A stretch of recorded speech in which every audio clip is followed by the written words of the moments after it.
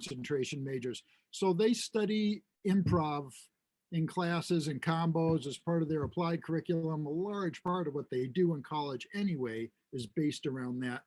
Um, but I think it's a thing you need to wrap your head around if this is really something you want to include. Is it worthwhile for the students? If you think it is, then you should be doing it, right? That's the whole purpose of everything, which means also if take a program where their method is to be, I get my 3 festival charts together. That's what we do. And we're going to play those so well. And it takes time to do that. We all know that. You're going to have to give up some of that to maybe get some of this. And I personally think it's a good thing. And I'm not sure playing those 3 festival tunes, as great as the kids can play them, one notch less to work on something different like improvisation overall is probably better for the students. Okay, so here's some thoughts I have.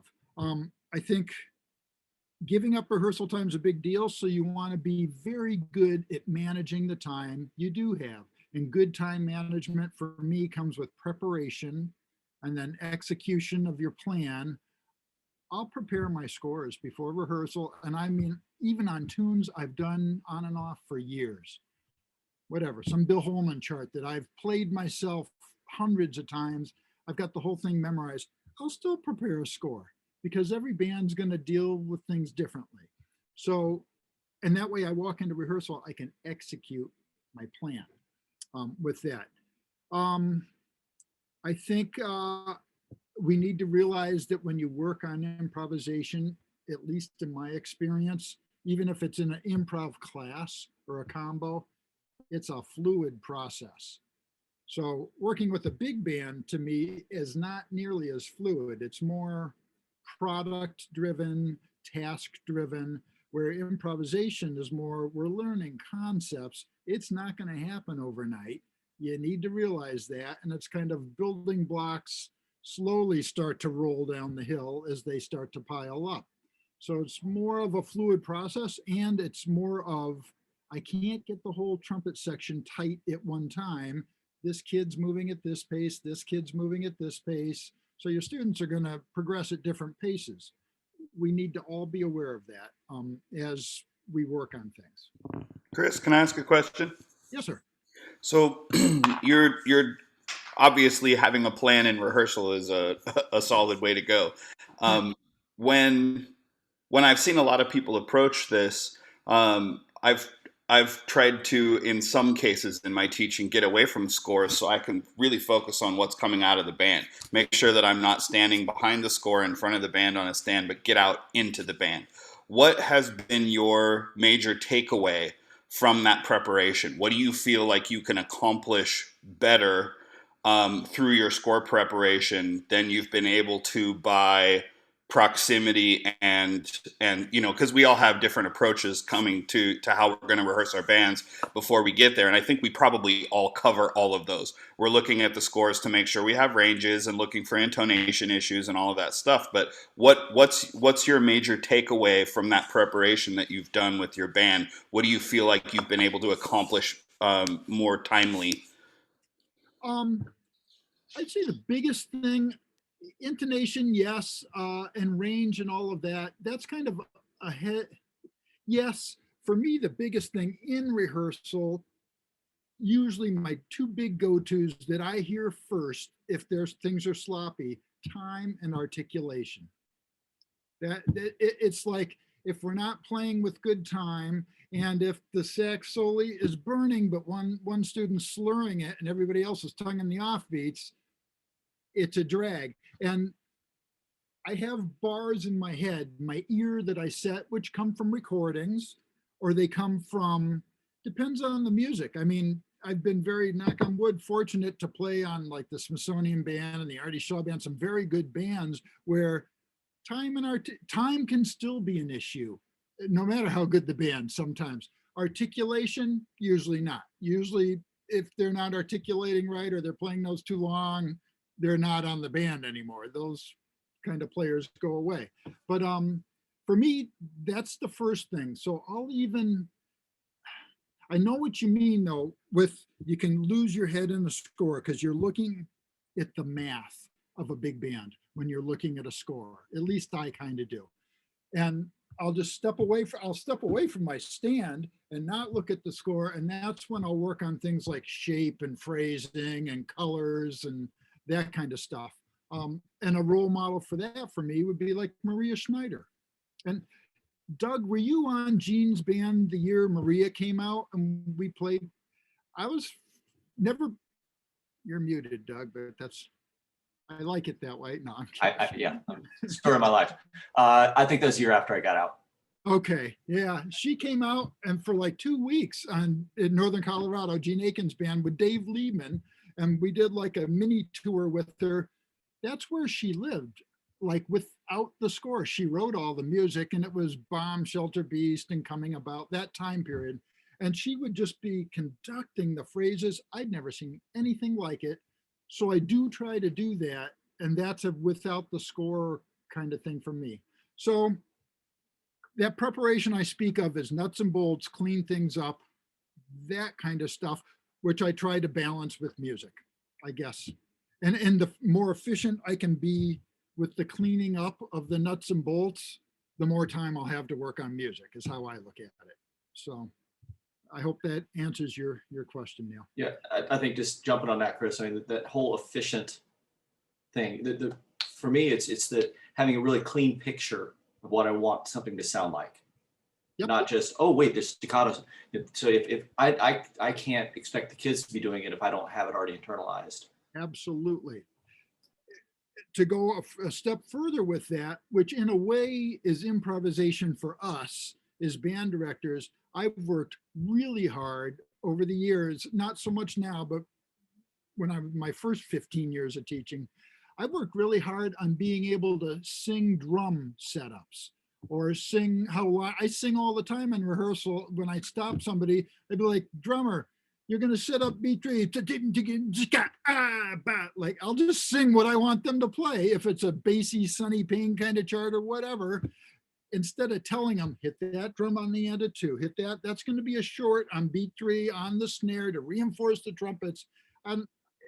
That's maybe in my head, but that's the kind of pre-prep stuff I'll work on. So when I get to rehearsal, I can just improvise and try to speak to the drummer on his terms. He'll be like, oh, that's what that should feel like. I get that. And you'll get faster results that are more in line. You can't be able to do that unless you, like Doug just said, have internalized the feel and know how to at least get to the how. But you got to know what it should feel like yourselves. We all should. That comes with listening, which I'll get to later, but that to me is the biggest thing for all of us, for all the directors, for all the students. How do you expect to, I don't know, play some Woody Herman? Say you got a burning tenor player and you're going to play Caledonia or something and feature your tenor player. How would you ever expect a band to play in the style of Woody's band from the early 60s if you haven't listened to it and you know it's way different than what Count Basie would do? It's like way on the front of the time, aggressive. It's just a different style than what like the Basie or what Kenton or the other famous bands would do. So internalization is huge, and it's huge in improvisation. It's maybe one of the biggest things in improvisation. So I'll get to that. Okay, with all of this in mind, in rehearsals, I set up in a square. So a big square, like Gene Aiken did this at Northern Colorado. When I was at Indiana, I played on David Baker's band. I was his TA for the 2 years I was there. And he set up like a normal concert type setup. Although he had bass trombone, sometimes a tuba, and Barry sax in the middle with the bass. He liked that low end in the core of the band, where I'm of the other camp. I like the bass trombone and Barry on the outside and the bass. I think if the low voices are spread out a little bit, the band sounds bigger. And I think better intonation, especially for younger bands. If you can spread out the lower voices, you get more overtones throughout the band, blah, blah, blah. If you set up in a square, at least for me, it's well worth it. I have access to every student all the time. I'm in the middle of the square. It's a sax solo going on, and then the bones come in with some backgrounds. I can walk right over to the trombone section, and the third trombone is doing whatever. I'm like, off on 3. I don't have to stop the band. He'll stop, grab a pencil, mark it. I mean, I save a lot of rehearsal time, I think, by having access to everybody. It's me and you, and I'm 3 feet in front of you, where the trumpets are hiding in the back row, and the third trumpet didn't quite play that section, nor has he ever played that section correctly. If it's one-on-one like that, people are more responsible, I find, and I can be more efficient with my rehearsal time, and I hear more. You don't get hit with that volume of the whole band at once, which is a sound in itself. You can walk around and hear more individual sounds. So that's why I do that. And I got that from Gene Aiken. I will say I am a product of my influences, and I probably have never had an original thought in my head. But so Gene Aiken would rehearse like that in the square, and everybody stands up except for the drummer. Even the guitar player will stand. I mean, whatever. A lot of bands, I'll see a lot of high school bands where the guitars will never stand up. And I think if they have a solo, they should. Rather regular rhythm comping and stuff, don't bother. Sit next to the piano so they can work out comping chores and all that. But if you have a solo, stand up. Man, I've toured with Bucky Pizzarelli on a big band, and even he, in his 80s, as famous as he is, he would stand up for a solo. So if Bucky Pizzarelli can do it, my college students can do it when they have a solo. Before the concert, I'll move back to a traditional setup for a number of reasons. I want students to hear what it's like. I'll get the sax fronts out. Saxes are sitting, they're playing off their fronts. So when they have to stand up for a solo, now the music's 3 feet away from them. They need to get used to that sometimes. Just stuff like that. The bones are on stools, which is how I do it. So now their mutes are farther away from them, and they need to figure that out. And I'll do that a few rehearsals in front of a concert. Back to improv. Literature choices, I think, are an important thing we need to think of. So not all tunes lend themselves to group, collective, let's feature more solos, that kind of mentality. For instance, and a lot of great tunes. For instance, I mentioned Bill Holman earlier. Bill Holman, After You've Gone, or You Go to My Head. Some of those brilliant 50s charts of his. In a way, they're like Gil Evans, like Duke Ellington. They're through composed, where the solos are kind of part of the texture of the chart. So it's hard to add soloists to that kind of music. Although if you were to program 1 o'clock jump, or not even a blues, I don't even care if it's a blues, but program something that lends itself to being opened up. And this can be a traditional chart from some famous big band, or the latest Kendor release written by whomever. That's some Eric Richards chart that's brilliant, and it came out this year, and it's a great tune. I think they're both worthwhile to work on. If you can open something up and promote more solos, I think that's important. I think that's important for festival programming too. As a judge, I give out extra points for more soloists instead of, we have our 1 trumpet player, our lead tenor player, and our guitar. Those are the 3 kids that solo on everything. That's not nearly as good as just parade the masses down there and have them solo. You got to figure out how to keep it in your 20 minutes or whatever. But I mean, there's stuff to think about, but more inclusion is better because it's a better education for everybody in the band, I think. Okay, so that's literature. I think there are lots of charts that are classic charts that I even think a tune like, I don't know, Cottontail. So you're going to do Ellington's Cottontail, Ben Webster feature. I think there are good reasons to do it like the recordings. Pick the Webster recording of it. I think there's some good reasons to do it like that. And I think there are also good educational reasons to maybe open it up for choruses for somebody else. And I also think Ellington wouldn't be against that. It would depend on the gig. If Ellington's playing it as some show tune, he'd just do it as he's doing it. If they're playing a dance or something like that, he'll open it up and take up time and let people blow on it. I will say, and my experience with this is on the Artie Shaw band, when we play concerts, well, when Artie put the band back together in the 70s, he picked this guy, Dick Johnson, to lead it, Boston woodwinds player, fabulous clarinet player. And but Dick at heart is a bebopper. He's like a hard bop player who's a killing clarinet player, could play all the old Artie Shaw tunes. So anyway, Dick led the band for decades. And when I was on it, and I got on in like 2000, 2002 and played probably 12 years with the band.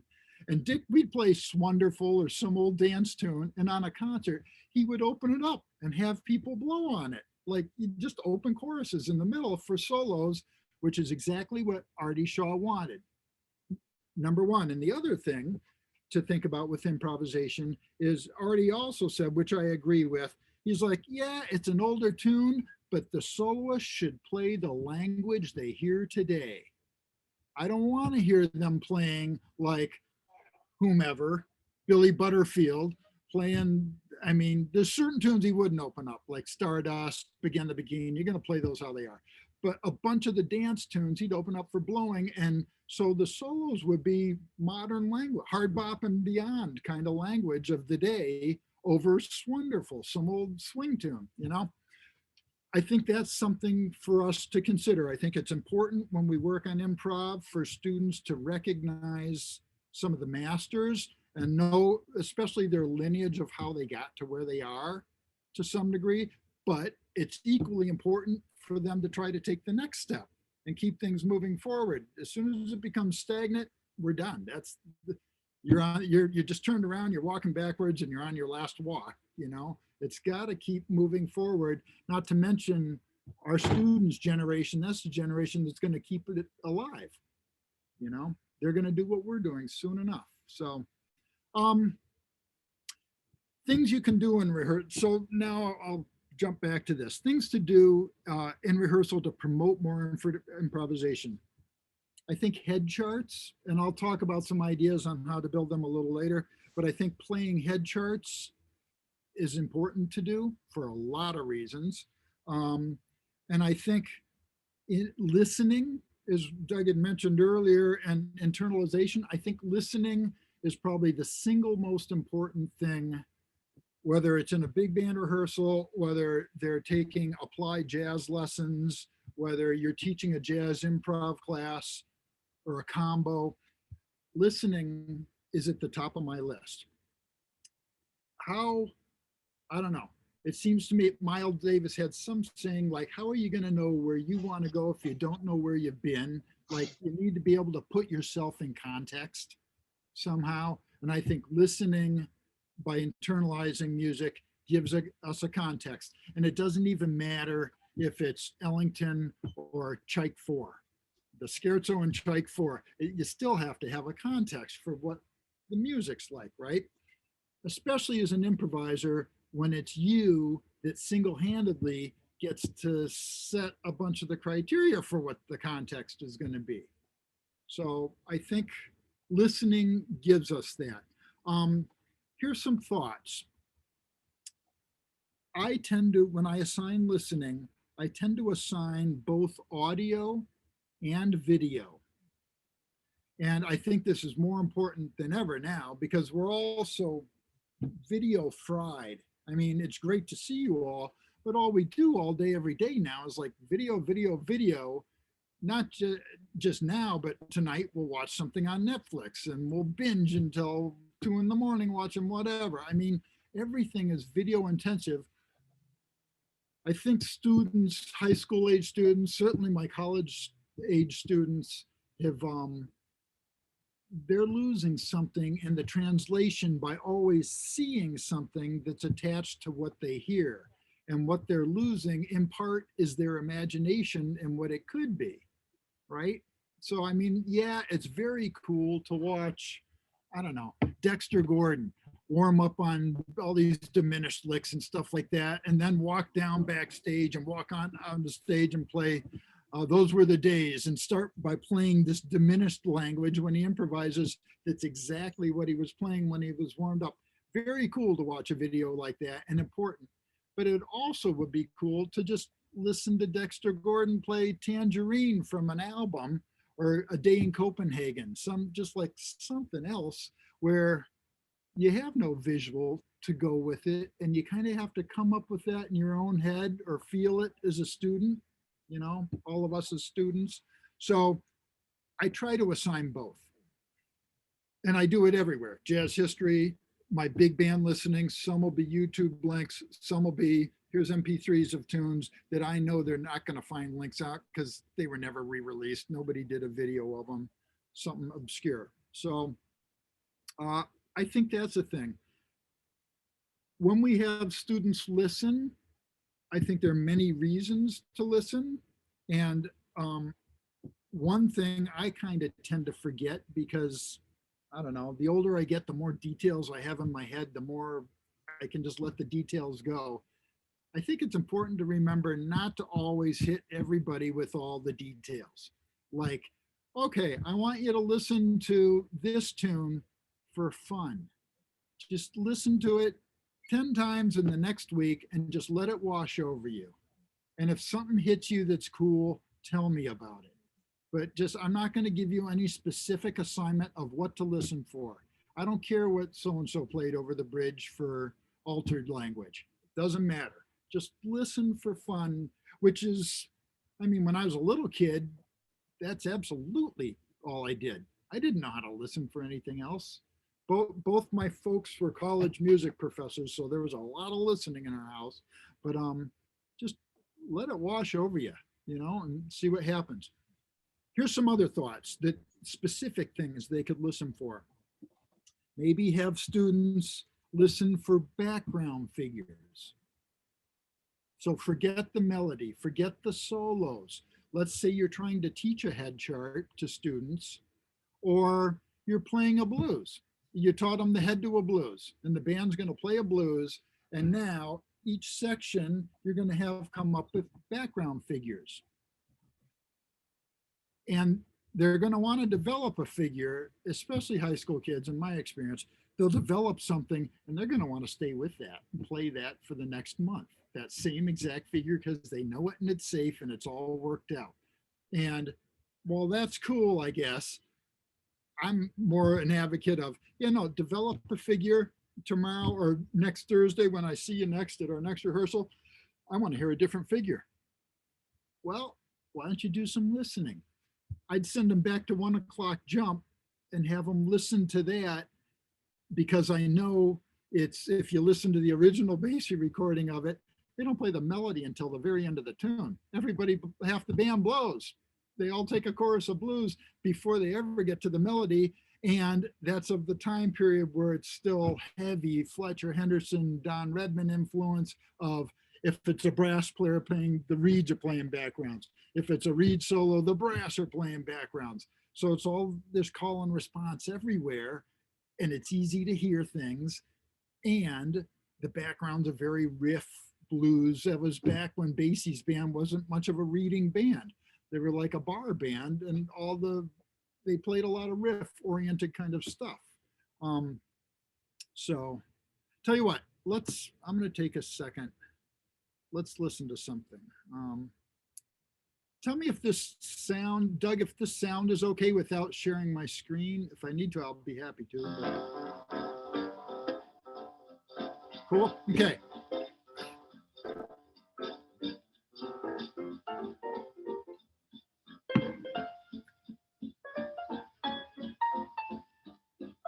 So I would tell them, I give all kinds of assignments on a tune like this, but for now, when the solos come in, other than Basie, let's listen for backgrounds, only backgrounds.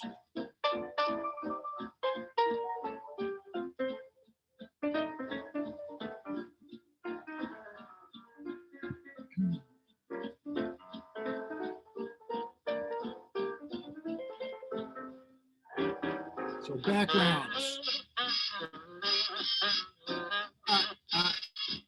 ba-da-ba-doo-da.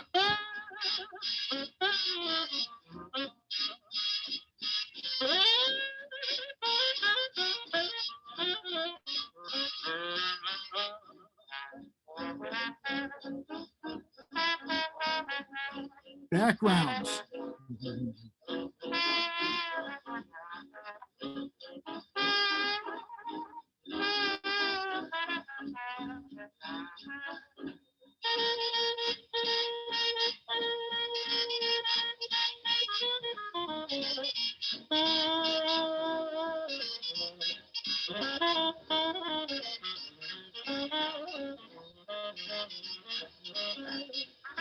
Okay. So if we listen for backgrounds right there, ba-da-ba-doo-da, ba-doo-doo-da, ba-ba-za-zoo-da. We have three different sets of backgrounds. Every one of them is an in the pocket kind of riff type oriented background, would be easy to teach in a big band rehearsal and pretty quick probably. It's all about the rhythm.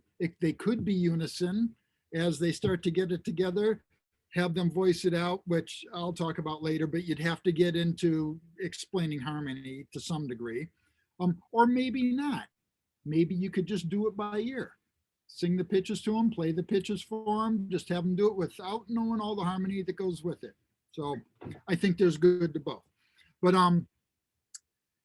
what they would get would be already from listening to that, and one homework assignment would be come in with 3 riff-based background figures we can play on the blues, everybody. And maybe you would give your band, here's a list of 10 different recordings. 1 O'Clock Jump's just one of them. And it doesn't all have to be big band even. It could be some small group stuff or Basie's Kansas City 5 or Kansas City 7 where they play a lot of backgrounds. And it wouldn't have to all be the blues. Lester Leaps In with backgrounds, whatever. You could give them assignments of different styles, different time periods, and maybe if you wanted to focus on something that's riff based, you'd stick with blues for this exercise. Maybe not. They come in with their backgrounds and just start putting it together by ear. So it's an oral process, and for them to know how to play backgrounds in your rehearsal by ear, they will have, like we talked about earlier, internalized what they feel like. And the first thing to internalize with regard to feel, to me, is rhythm. It's rhythm and time. Where do I put my time?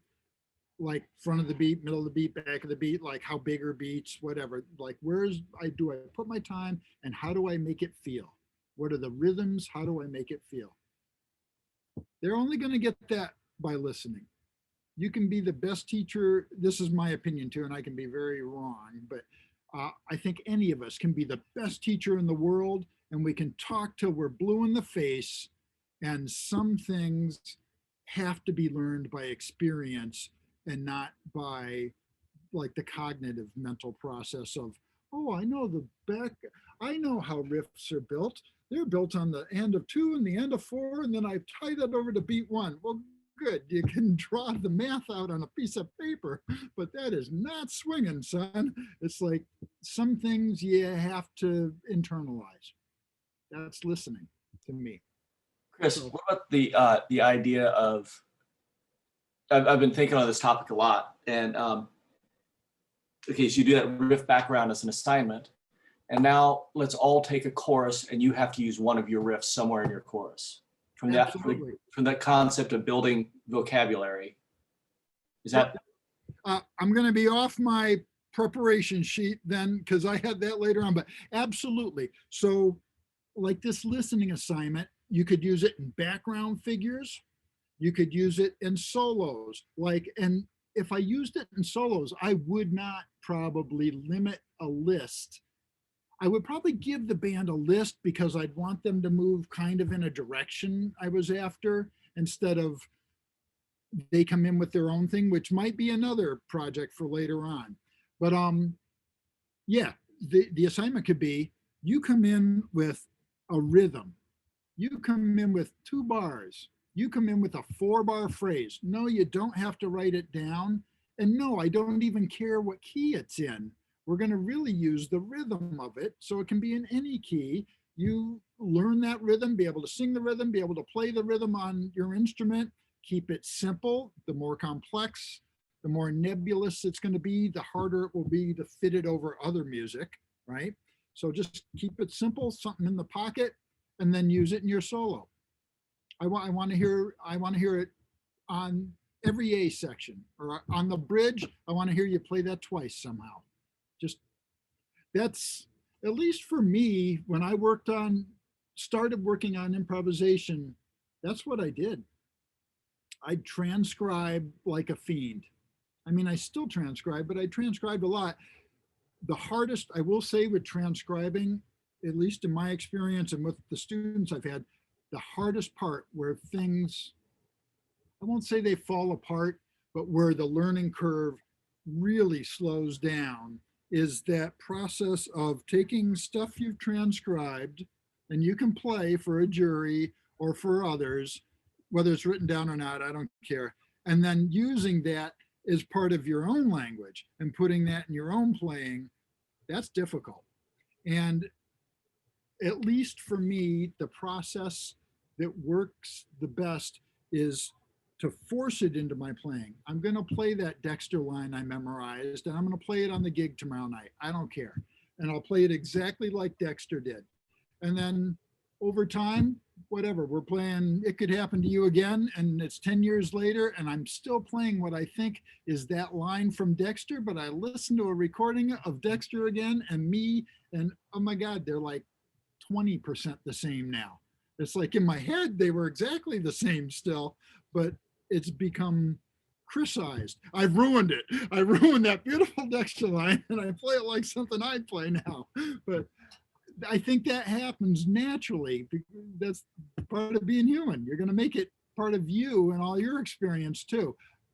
So with your students, when they do that process of transcribing something and bringing it into rehearsal, I think it's a great item to have them play it back verbatim at first. And I think verbatim, I just think to when David Baker at Indiana used to teach us like bebop language like crazy. It's his thing. And he's got some great books and great classes, brilliant teacher. Now I still play that kind of language all the time, but I don't play it at all kind of like he taught me to play it, and it'll be more broken up with other things I'm hearing. Here's another important thought with this too, and David used to always say this. He'd be like, he'd teach you how to play like ba-ba-dum, ba-ba-dum, ba-ba-dum, ba-ba-dum. So 2-5-1 kind of lines over all the things you are, whatever. Every 2-5-1, you got to play it, all your keys as fast as you can play, and you be graded on it. You know, how well you did it, like spitting back that kind of language to him. And then at the end of that, you nail it, of course. And at the end of that, he'd be like, great, I never want to hear you play that again. If I hear you playing that language, that means you can't think of anything better to play. All I did was show you a way to play running 8th-note lines for as long as you can. But if I hear that stuff verbatim, it's just an exercise and we all know it. It's because you can't think of anything more creative that's your own to play, right? So I think to teach language building in that way, same thing can be riffs. It's like, yes, bring your Dexter lick into rehearsal and play it in context of whatever chart we're working on or whatever head chart or whatever Ellington chart, I don't even care. Play it in rehearsal. I want to hear it exactly. And then over time, I want to hear you make that your own. Change it, do something with it. Listen to another one, take parts of that and start to mix things up to develop language. That's kind of how David taught it. And for me as a teacher, that still works well today. I also think that when we teach improvisation, it is a language. Or at least that, I mean, it can be a lot of things, but I try to teach part of learning to improvise is certainly language based.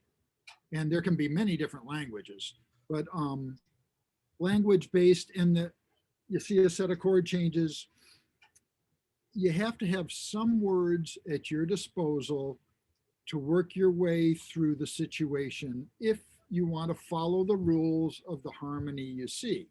You can always choose to ignore the whole thing and play anything you want. You can play any note over anything, anytime, anyway. It's how you resolve and what you do with it. But if you want to really nail the changes, that takes some knowledge. It takes some language, and it's exactly like every one of us have learned how to speak well. So you start learning to speak by imitation. You got your parents, you got older siblings, whatever, mama, dada, bottle, no.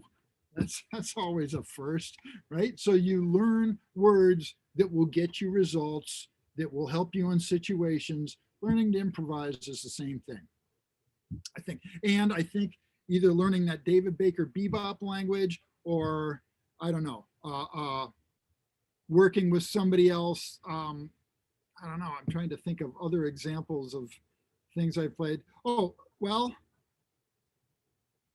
I think who I've played with that's totally out, that's not that kind, is more like free playing. I can't think of any. Dave Douglas, there's an example. The trumpet player, Dave Douglas, beautiful musician, and he can play killing hard bop language if he wants to. Usually chooses not to. He's a very free avant-garde player and writer, and he's got some brilliant big band charts out there that are very avant-garde. And his language, he would teach language, rhythm, background. Here's some great ideas for background cues. He would have background cues on some of his charts where harmony, we're long gone from harmony at the moment. It's like we were playing Phrygian for the longest time, but that's even gone now, and things have kind of evolved into layers of cacophony, and it's time for the background figures. And he'd be in front of the band and he'd be like, give me one, bop, give me two, bop, bop, or he'd like, give me one and a long one, bop, bop, and then a long one going up. Pitches didn't matter. Rhythms were pretty loose. Were they short? Were they long? Your pitch is going up, your pitch is going down. He'd would conduct shapes of background. It was brilliant. It was so much fun, having been on so many bands where we have more rules than that. He would conduct shapes of stuff like that. It's a great thing to do with your band. You know, even if you're playing a blues, play something with changes. Somebody soloing, don't give them specific notes. Don't give them all the harmony of the moment. That's another thing to do for sure, but don't just try to give them rhythms, and try to give them rhythms on the fly and let them interpret what you're doing, you know? So anybody have thoughts so far about any of this or questions? Okay. Being way too analytical, because that's what I do. There's a question in the chat I saw. Oh, okay. Go with that one in the chat. Okay, 1 second. Blah, blah, blah, blah, blah. Okay, I teach high school at Madison, Portland. Right. Need tips for high school freshmen that are new to improv. Sometimes tend to energy students. Okay, I do have some tips for students who are new to improv. Here's some things I do. For instance, I mean, in my band at college, like I said, it's all jazz studies majors, performance majors. They're not new to it. They get beat up by it on a daily basis. But let's pretend I'm directing that summer camp band, or I'm directing whatever. I'm at a high school and I'm there to work on improv in a rehearsal. I'll set up in my square, and always you're going to have some students who live to improvise and love it, even at that age. Whether they're good or not's another thing, or what they have to forget good or not. I shouldn't have said that. What they have together is another thing. or you're going to have students who are petrified and it's going to ruin their lives if they have to take a solo in front of their peers. Here's what I do. But the one thing we all have in that room is we all want to be there. People join a jazz band, a big band, because they want to be there.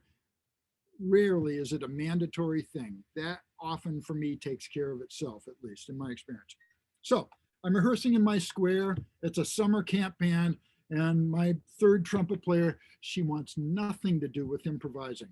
Here's how I'll just break the ice. We'll be playing a head chart, doing backgrounds, a blues, and I'm kind of just going around the room. Everybody's taking a solo.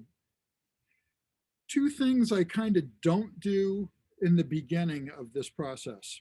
I don't go right down the line in a section. So I won't start with trumpet 2, 1, and 3. You know you're next because we're going right down the line. So I don't, that gives them time to stress out knowing their number's up and here we come. So I tend to not do that. I'll jump around. And when I jump around, let's say you're that third trumpet player. I'll be like over here working on backgrounds with the trombones, and I'll just be like, you're next.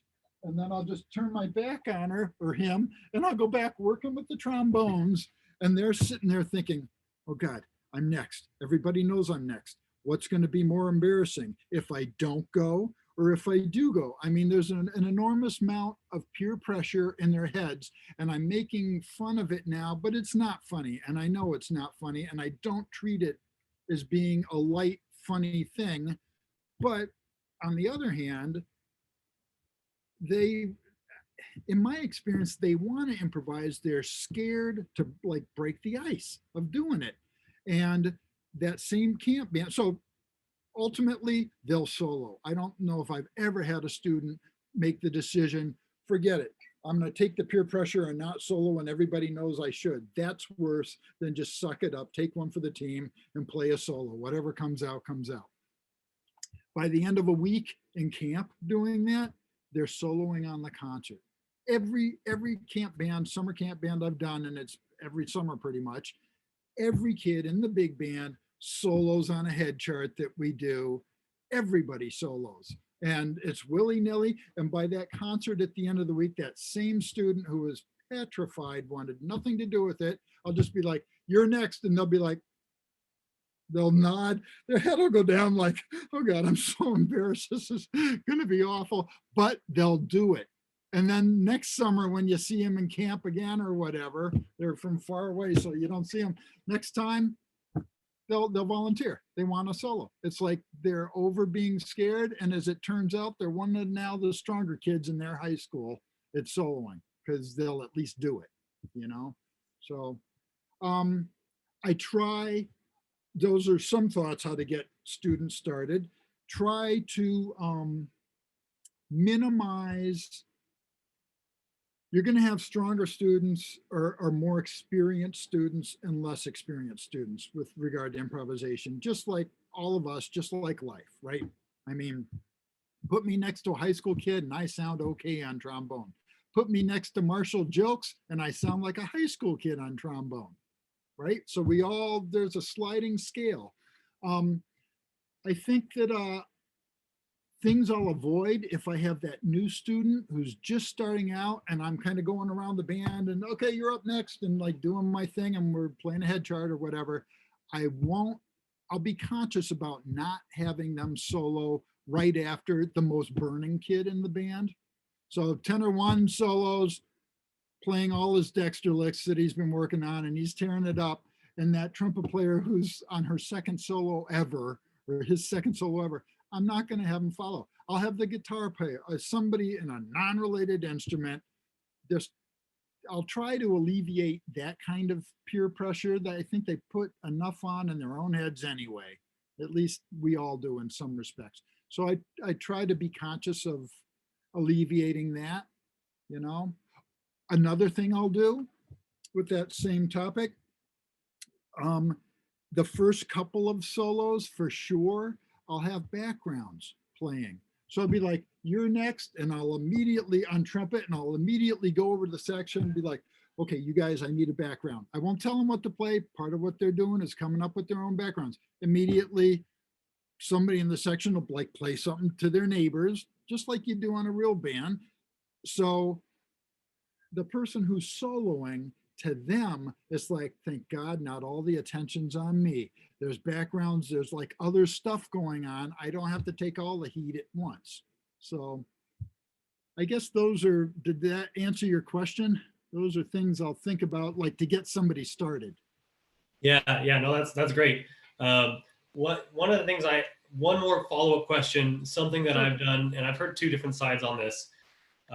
For me, getting my jazz students started out with improv. I mean, we do a circle. We don't do a square, but we do it in a little circle usually, and we'll just go down the circle for, that'll be the first thing we do is we'll do 4 measures of improv with some kind of backing track or something, and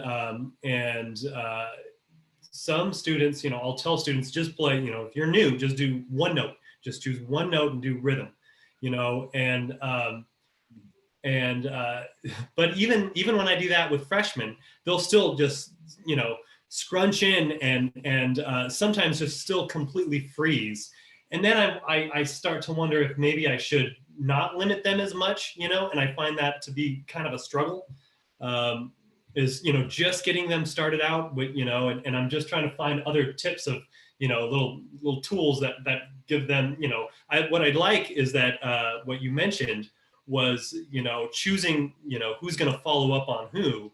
So they're not freaking out like, oh, here comes that first trumpet player that's just going to blow everybody out of the water. And then, and I don't, usually I do the opposite of what you said. And I think that's a takeaway where I think, oh, that's going to inspire them, when in actuality, they're intimidated by that,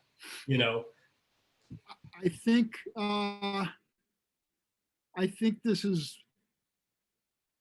it's a very fluid situation. And I think every student's going to perceive things differently than you and I do. And I think we perceive things differently. It's personal interpretation with a lot of this. And it's personal interpretation of what kind of day I've had, what's going on at home. Just like there's a lot in life, as we all know, how things are received. For me, and I've tried it, although I've kind of given up on that. Let's just play one note. I don't do that anymore. I think, to some regard, I think that makes it more difficult, because I think a lot of people, when we have them listen, it's so rare they're going to listen to somebody only play one note.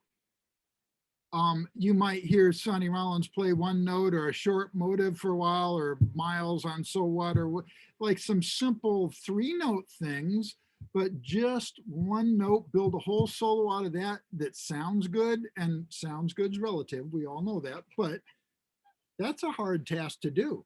I mean, I don't know, maybe Lee Morgan,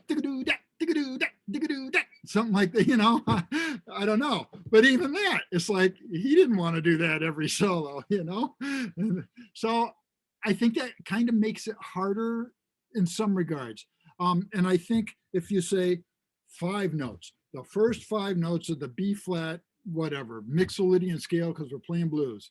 And I kind of would stay away from the blues scale just to start. I know a lot of people start with it. I'm more of a fan of starting with tonal harmony, like 2-5-1s, major or minor, whatever, something like that by ear.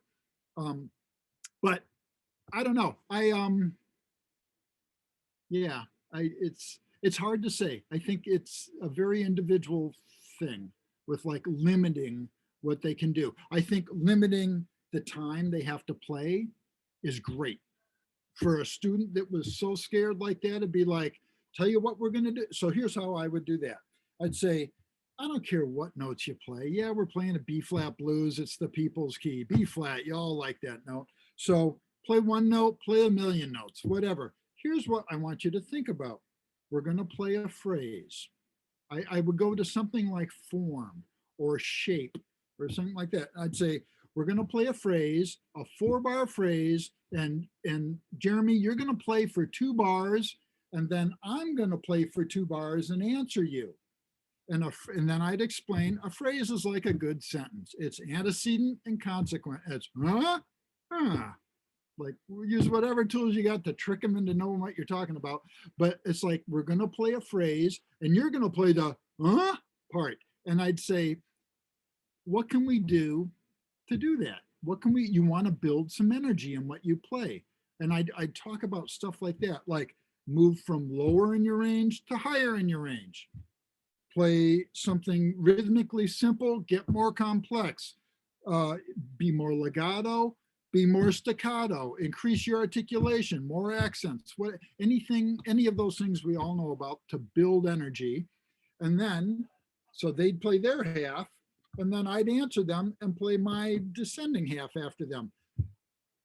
In that camp band kind of scenario, I'll go around the circle or the square, whatever. I'll go around, every kid will play at me and I'll answer them. Play at me, I'll answer you. So they kind of learn what it feels like to be their part of that process. And then I'll do another pass and I'll do it differently. I'll play the antecedent and you answer me. And then pretty soon we'll get to the whole 4 bars of you. And I want you to play on that kind of phrase. And maybe the blues is not the best. Maybe Autumn Leaves would be better. Some like song form tune kind of thing with some changes so that they can start to hear those kind of changes, because you're not going to be doing a hard changes blues with a band that's working on that. It's not going to be Isotope or Bird Blues or something like that. So I guess I would kind of try to direct the focus in another area and an area they could be successful at. I'll stay away from playing changes for young, like initially, I'll get to that, but I'll stay away from that. This is your first day ever soloing in front of everybody. We're not going to talk about a 2-5-1-4 for the first bars of Autumn Leaves. Forget that. We don't need to know that right now. It's in G minor or B flat major. Think of it, or here, can you sing what it sounds like the key we're in? Perfect. Here we go. I'll play 2, you play 2. I'll kind of do that with them so they're thinking about something else. Does that give you some ideas on that?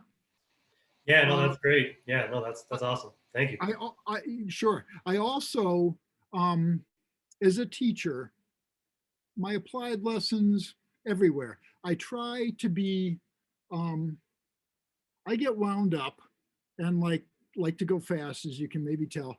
I get wound up and I usually have plenty to say, but I try to be positive.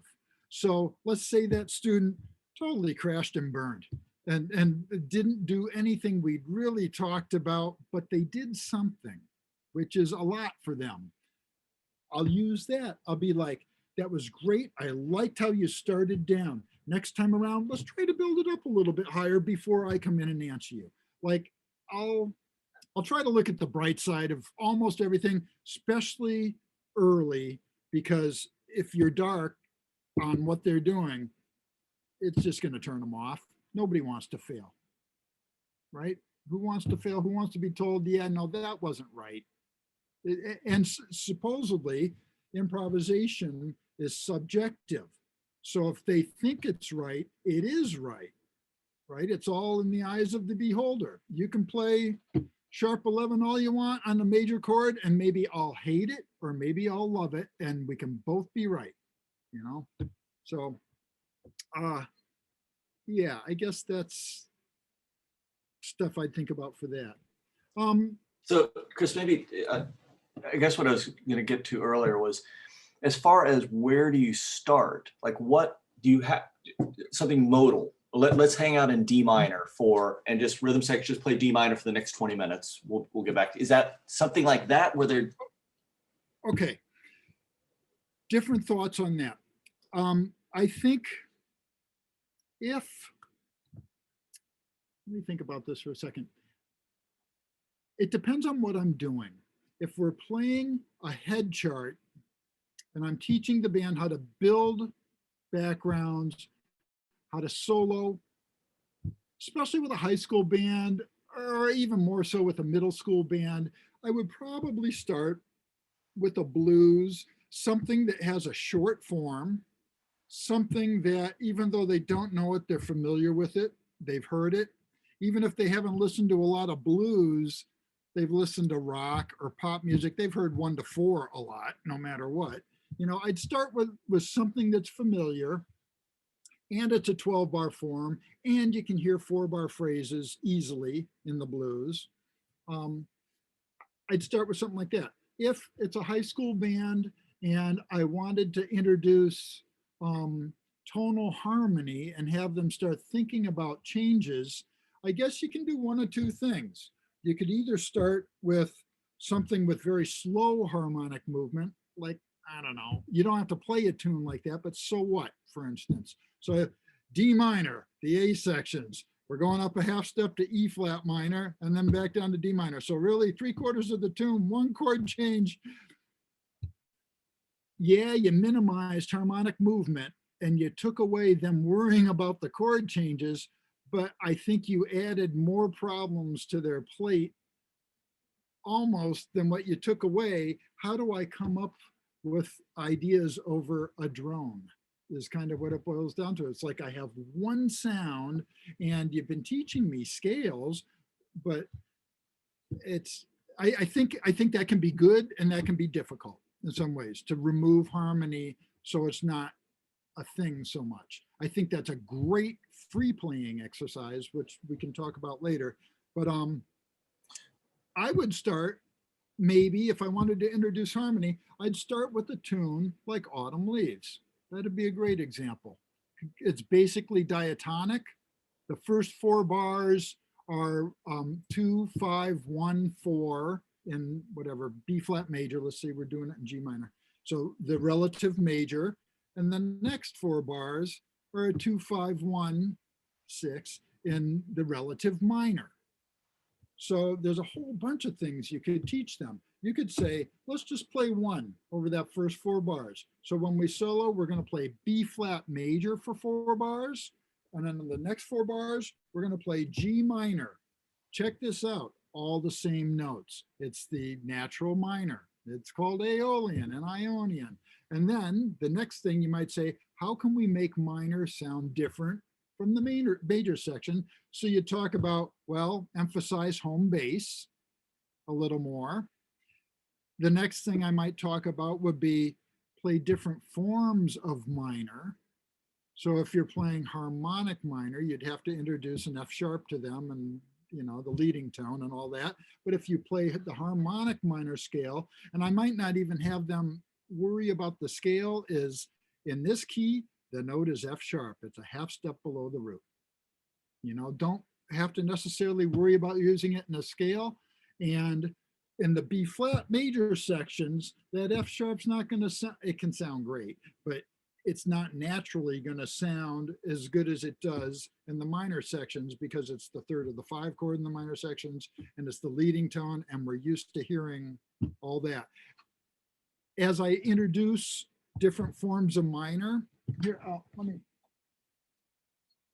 something I do often, like with younger students, I'll play, I'll just play a lick like, here's a good one, a Latin lick that,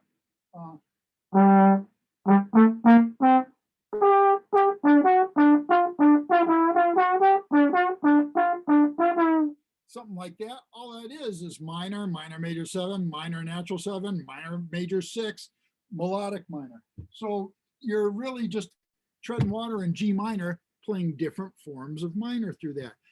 So I might introduce that to them. So now we have a couple of things in our pocket.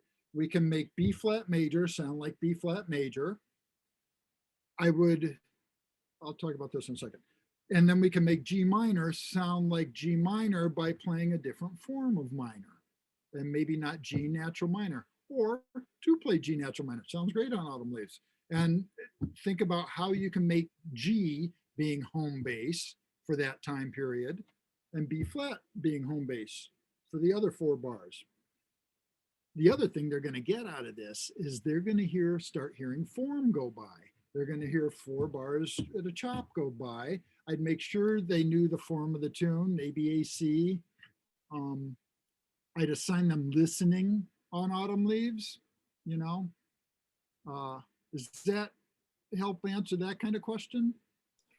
Doug? Yeah, and then when, like, problem I've run into a million times. I'll always start with B flat blues, like you said, the people's key, and I'll teach them B flat minor pentatonic. Say, just play one of those 5 notes, and you are great. And that works great until, okay, what minor pentatonic can I play over Cherokee? And they want to take that idea of it breaking them. You make Well, it easy to sound good early, and then they don't want to step away from that. well, So do you do major pentatonic and make them have them follow the changes in a blues progression, or? Over dominant chords, I mean, the pentatonics, there's a bunch of schools of thoughts. I mean, Bergonzi, minor pentatonics, it's brilliant, works beautifully.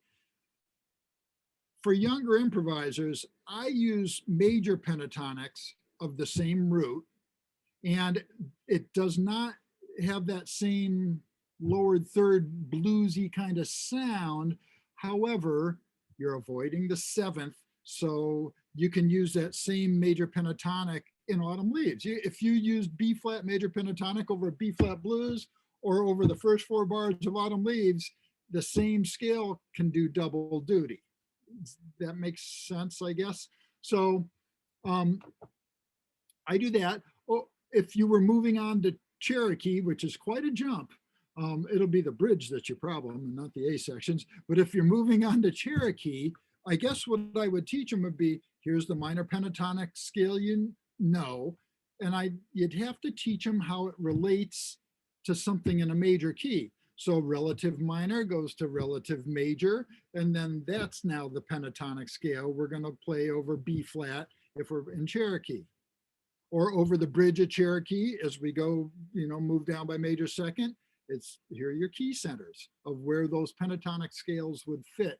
I think if you transfer it from the blues to a song form type of rhythm changes, whatever, 3-6-2-5-1 type tune, there'll be some theory involved so they know, or you can teach them at least enough so they know how to take what they already know and fit it over that kind of harmonic movement.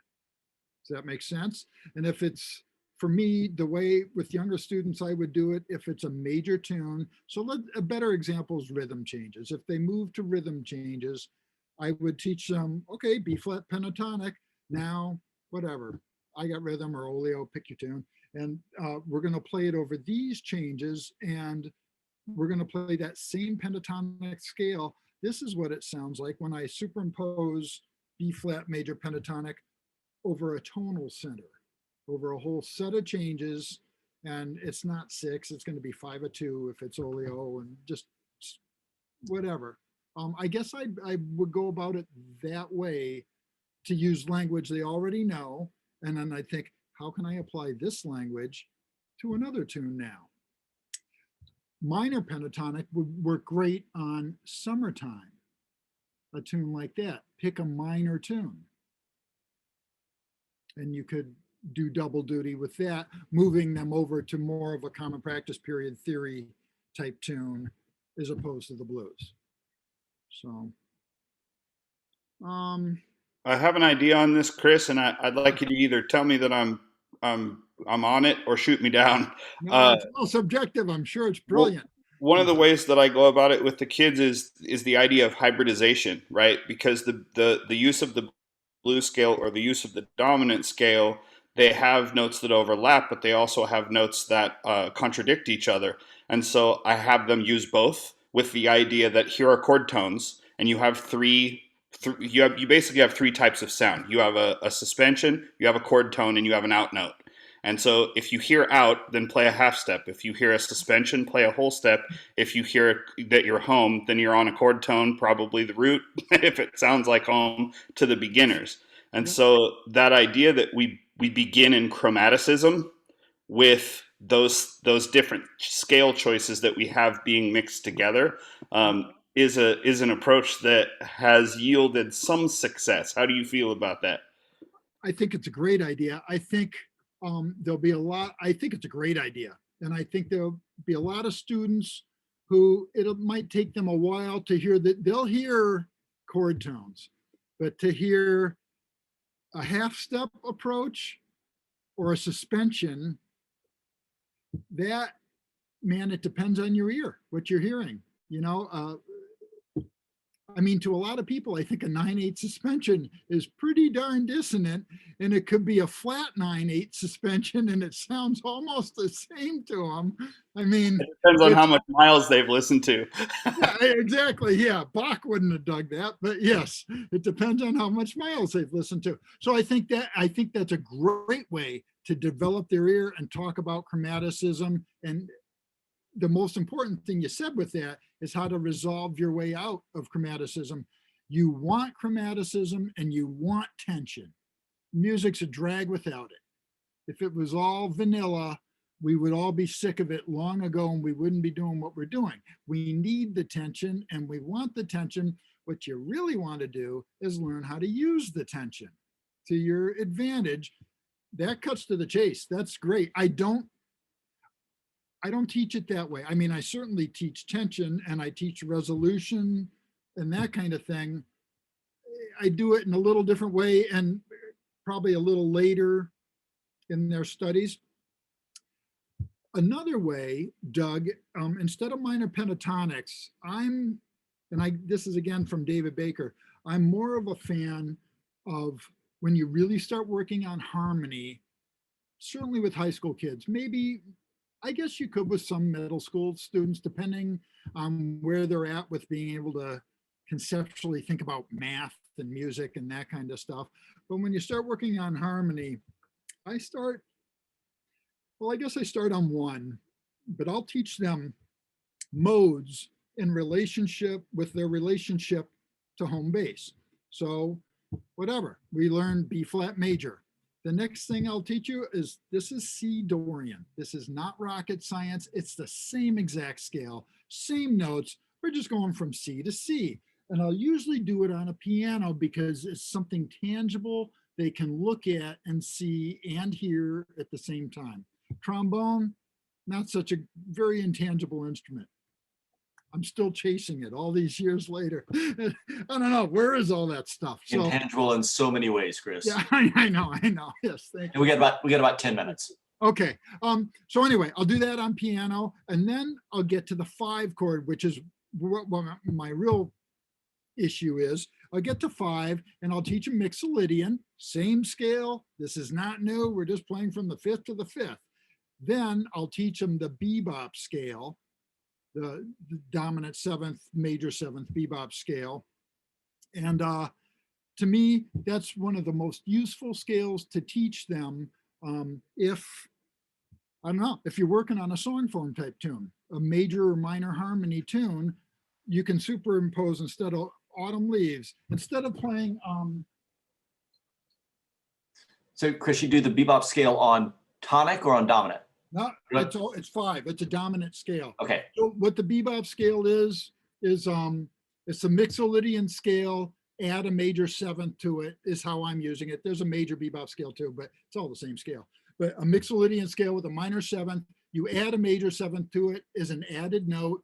It's a passing tone. It's now an 8-note scale instead of a 7-note scale. The reason when we improvise, we sound like we're inside the harmony is because chord tones land on beats.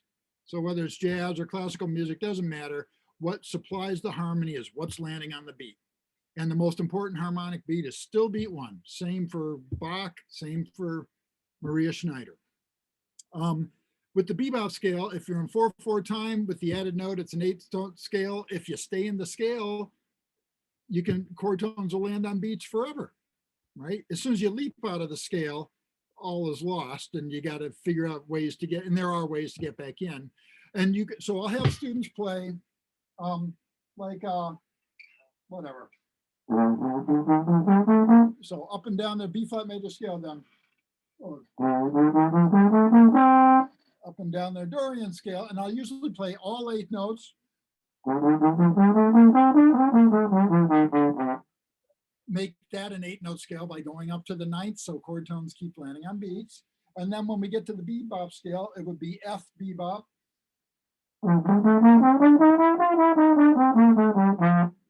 So up and down the scale, play it upside down.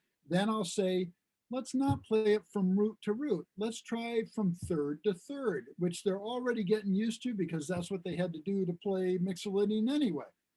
So, so I'll have them play up and down the Mixolydian scale, then the bebop scale, then exercises like take a big breath, play up and down your entire range, and try to change direction, but stay in the scale.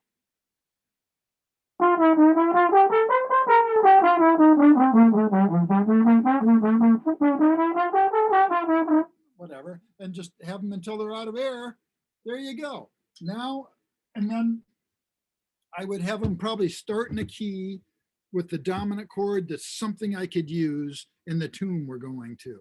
So if they're playing whatever, F, that would work fine. You could use that on Autumn Leaves, okay? If they're working on F bebop. And then there's a good book, I grabbed it here. I put a list of books, by the way, at the end of my handout. If bebop language is something you want to look at, these are David Baker's books. How to Play Bebop Volume 1. It's great. It's like a very methodical step-by-step process of changes, playing bebop lines. And the way David would teach this would be, you can play different sounds over sets of changes. So you can be playing rhythm changes. And if you want to sound more like a bebop player, you focus on 5 and on 5 with alterations. And then another thing I would teach a more advanced student would maybe be some diminished language. And then I'd say, listen to Bird, listen to Dizzy. They play 5 all the time. 5 has all the power. It's the chord that wants to resolve badly. It's got a lot of pull, a lot of forward momentum. 5 is a very important chord. 1, you want to learn how to play 1, like B flat major over Oleo. Listen to Louis Armstrong. Oleo is not a good tune for that, but listen to I Got Rhythm. Louis would play 1. He'd like very grounded home bass kind of sound. So I would know people to refer them to that could exemplify a sound of language that we were working on at the time. There's a great book for that. Scott Reed, this is another good one. Scott Reed's Creative Jazz Improvisation. And he also did one, Creative Beginnings. This is at a little lower level, certainly high school, maybe even some middle school students could work out of that. But this Creative Jazz Improvisation, lots of harmony. He studied with David Baker 10 years before me. And a lot of harmony in here, all you could want for this kind of thing. And he's transcribed solos. So it might be you're doing dominant, and here is, I forget whose solo he did, but there's a famous recording. Most of them are on Smithsonian classic jazz recordings. They can listen, they can look at it. You can take one little item out of that and be like, let's analyze this. Now I want to hear you put that in your playing and memorize that one little riff and put it into your playing. That kind of thing I'd work on when I was working on building language over more common practice period type chord changes. Another thing, have your band play arpeggios. Have them spell the changes, and you can make games out of this where it's like we're going up the 2 chord, down the 5 chord, up the 1 chord, down the 4 chord, or 1, 5, 3, 7, or it can get as hard as you want. Have them do that. And I think it's important when we practice scales, at least I do, I play the arpeggio at least up to the 9th with all the scales, because music's not just a scale. It's like one of my favorite bone players is Frank Rossellino, and he's known for playing way more vertically. Carl Fontana, much more horizontal. Rossellino loves to gain and lose altitude quickly. If you can't arpeggiate like crazy, and then I'll practice arpeggios. I would teach them, Doug, back to your pentatonic thing, as another language building exercise. I'd teach them whatever, F major pentatonic. So we play up and down the scale, tell them where they can use it. Then I'd say, let's try to play a pattern based on that scale. This is like Arbin's book, page 93, only on pentatonic. So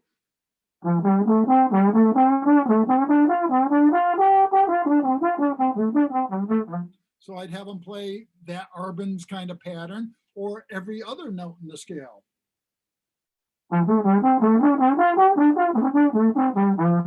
Something like, and all of a sudden now they're moving in thirds and fourths. So if you get them playing a tune and they're like,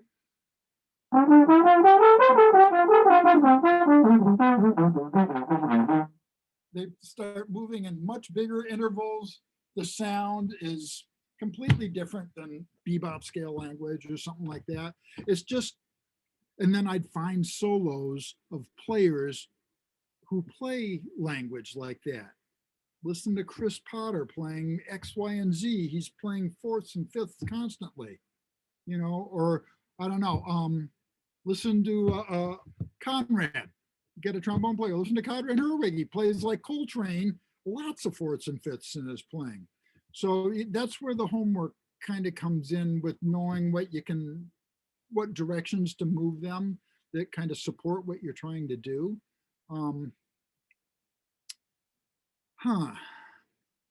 Let me say one more thing. I'll take questions. One more thing I want to say, and then I think my major agenda is over. Really important thing to do in rehearsal is also remember to allow your students to make musical decisions of their own.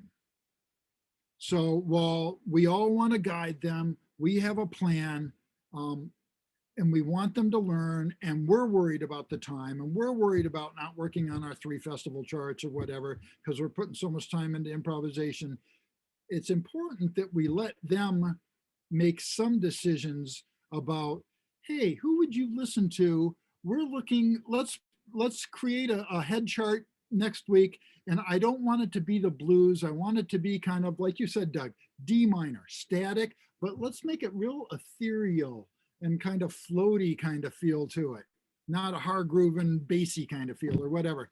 And who might we listen to, and move them towards whatever, Maria Schneider, or you'd have people in mind, but let them just start picking what they want to listen to and what they can bring back to rehearsal. And ultimately, they're going to have to figure it out for themselves, just like we all do, right?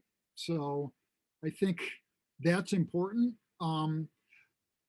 Another thing I'll say, when they work on language, or especially playing sounds, Conrad showed me this, go to a piano, hit the sustain pedal, hit a chord, whatever chord you want, let it sustain, grab your horn and play whatever sound you're going to play over that sound, that chord you hear coming from the piano. So it's kind of, it's another exercise of sustained playing. You can do that with a drone, have a drone playing fifths or fourths and have them play a sound. Try to just work on play X over that sound while it sustains.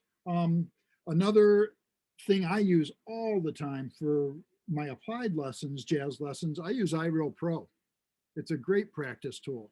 I think it's ultimately patient, and you can do things in any key, any tempo, whatever. And yeah, the sounds aren't great, but I don't have a live rhythm section here in my music room with me that's willing to let me shed on whatever the tunes are I'm working on and stuff. So I think that's a very useful tool, and it's like 10, 12 bucks and you get 1,300 tunes. Or you can put in the changes of whatever big band chart you're working on, and they can enter those changes, slower tempo, work on it, get things up to speed. There, I think that's all I know. Anybody, you have questions for me? We got a couple minutes, so chime in. What kind of use might you put to like modes? Like how might you utilize those in teaching? You utilize different modes.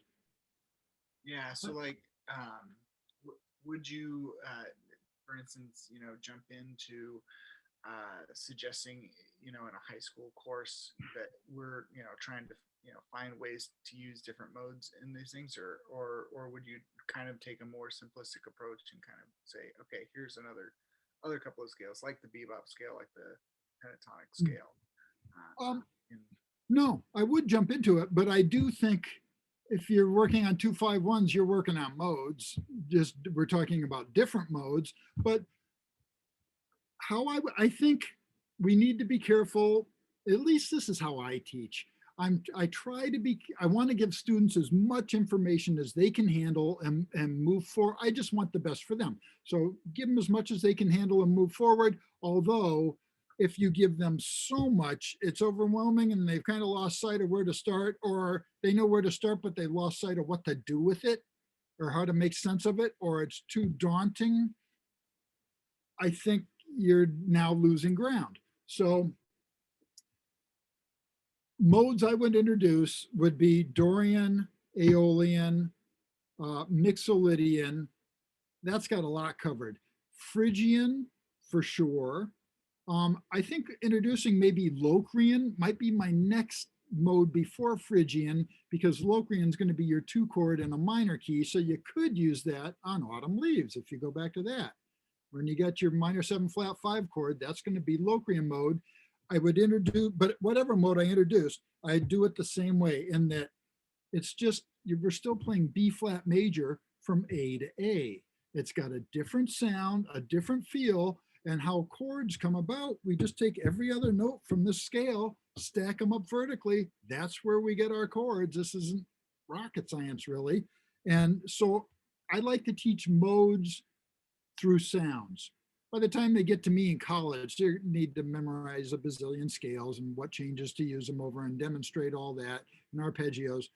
I think maybe for a high school group, for most of them, I wouldn't get so theoretically into it. I would teach them what things sound like and maybe how to use it. And those that really wanted to know all that, that's a lot of harmony we're talking about now for a high school kid. Those that really wanted to know it, do it. Absolutely. I do think one of the problems we all have, like we said, we're going to get students that are at opposite ends of the spectrum. Your tenor 1 player might be the top all-stater in the state, and he's been transcribing Dexter 3 years ago. He's on Chris Potter solos and who knows who now. And he's killing it. And tons of harmonic language, knows what he's doing and practices 5 hours a day. And he's flunking out of all his classes in high school to do this. And it's his life's calling. And then the kid sitting next to him on whatever, second alto, never soloed before and is scared to death. A trick is, how do you keep them both busy and engaged? And some ways would be on the side, introduce more to the more advanced kid that he can work on his own. He might have already done the work you're doing with the other students or most of the other students. So you don't want to lose him. You want to keep him engaged. You give him something else to work on. You empower, if he's the right kind of kid, you empower him to, you're doing call and response exercises. Good. Let him stand up in front of the band and lead off some call and response exercises.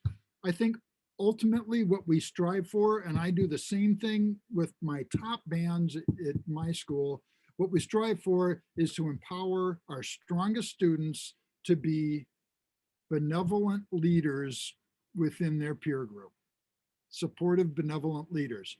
So my best students are burning players, and when they do sectionals at least once a week, sax sectional or whatever, they're doing sectionals. Whoever the section leader is, if I hear they're being a jerk to people and not being good people about being in charge, it never goes well for them. So, but that's a skill that's learned. That's some will come to it naturally, but some need to learn. I need to treat people different. Yeah, I'm way better than anybody else here. I don't have to talk about that. Matter of fact, I should never talk about that and downplay that, because we all know it. We don't need to talk about it. That's a maturity thing, but that's something I think to be conscious of with all of our groups, you know? So any other questions? Well, I think we need to wrap it up. Get a little That's break the for the Fabulous next. Thunderbirds. That's a good tune. Oh. Yeah, never mind. Sam and Dave. Wrap it up. No other questions or? Okay. Doug, I will end by saying thanks again, Doug, for hosting all this. And if any of you want to reach out to me and have questions or even about, I didn't even talk about literature stuff very much, but questions about that or where to find this or recordings or whatever, just Doug can give you my email or University of Southern Maine. It's School- actually it's on your handout. Okay, there you go. I put it on my handout in my brilliance. I put it. Yeah, I'm sure Eileen did it. oh yeah, no, yeah. So anyway, well, cool. This is great. This is an important topic and it's new in our area of teaching, like big band and improvisation. I don't remember seeing this ever discussed at IADGE or Gen, like over the years. Tons of big band, tons of improvisation, how to give up rehearsal time, and maybe this is an important part of their curriculum as well, which I really do feel it is.